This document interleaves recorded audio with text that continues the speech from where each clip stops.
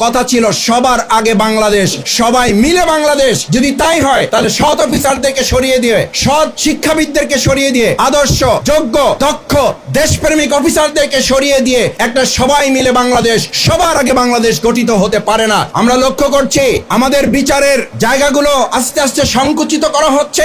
যারা সুন্দর সুষ্ঠু বিচার করছিলেন সেই জায়গাগুলো সরিয়ে দিয়ে দলীয় লোক বসানো হচ্ছে, আপত্তি নাই। তো এই লোক বসানোর সাথে সাথে একের পর এক বিচারের নামে মামলায় যাদের যাহারে নাম আছেন, হত্যা মামলার আসামি, তারা এই সরকার প্রতিষ্ঠিত হয়ে যাওয়ার পর কি করে 3 দিনের মাথায়, 4 দিনের মাথায়, 5 দিনের মাথায় জামিন পেয়ে যায়। এটা রীতিমতো জুলাই শহীদদের প্রতি বিশ্বাসঘাতকতা ছাড়া আর কিছু হতে পারে না।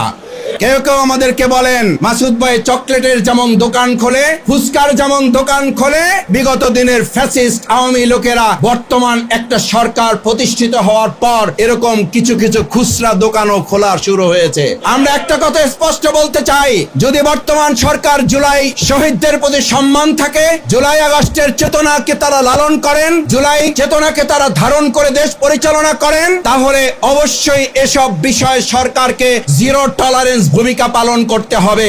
একদিকে আমরা দেখি বর্তমান সরকারে যারা নিয়োজিত হয়েছেন তাদেরকে ফ্যাসিস্ট আমলের লোকেরা ফুল দিয়ে বরণ করছেন, সরকারেরই অংশ।